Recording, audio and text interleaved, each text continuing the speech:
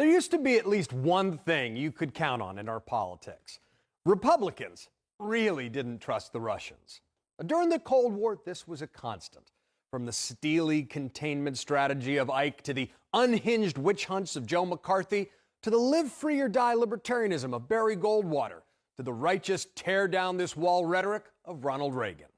Now, back then, Republicans were a genuinely big tent party, but anti-communism connected them all. And that fueled a robust internationalist consensus when it came to foreign policy. But all that changed with the Trumpification of the GOP, with his constant refusal to ever condemn the ex-KGB agent turned Russian president, Vladimir Putin. I like Putin, he likes me. We get along.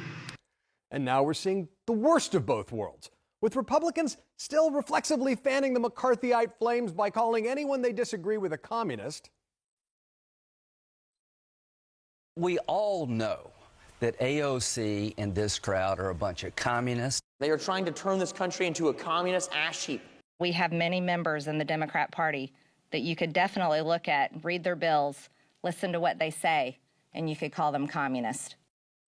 But that reckless rhetoric isn't matched by a resolve to take on Russian aggression. In fact, the data does show a real shift.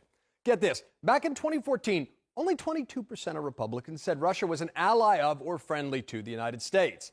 4 years later, middle of the Trump presidency, that number had almost doubled to 40%. And that wasn't a one-off. Same year, Pew Research found that views of Putin had turned less negative among Republicans and more negative among Democrats.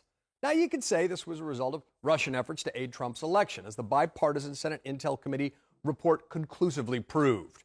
But thanks to popularizing the view that standing up to Putin is a provocation, pushed by Tucker Carlson on the right-wing Talk TV, as well as the ex-president, we've seen some of Trump's acolytes in Congress push this idea that the U.S. shouldn't act to help Ukraine. Now, the good news is that there are still Republicans in Congress who are backing the international order against Putin's would-be power grab. But the isolationist wing of the GOP is more vocal and influential than it's been any time since the Second World War, and that could send a muddled message to our allies. Remember, the liberal international order and security organizations like NATO are some of America's greatest bipartisan achievements, secured by presidents of both parties. Trump was the outlier in this effort, dismissing the danger of a further Russian invasion of Ukraine after their annexation of Crimea when he was first running for president. He's not going into Ukraine, okay? Just so you understand. He's not going to go into Ukraine. Okay, then. There was also the time he questioned the resolve of NATO in this 2018 interview with Tucker Carlson. Membership in NATO obligates the members to defend any other member that's attacked. So let's say Montenegro, which joined last year, is attacked. Right. Why should my son go to Montenegro to defend it from attack? Why is that? I understand what you're saying. I've asked the same question. Montenegro is a tiny country with very strong people. Yeah, I'm not against Montenegro Right. or Albania. No, by the way, they're very strong people. They're very aggressive people. They may get aggressive. And congratulations, you're in World War III. They may get aggressive. Look, no one's looking for World War III.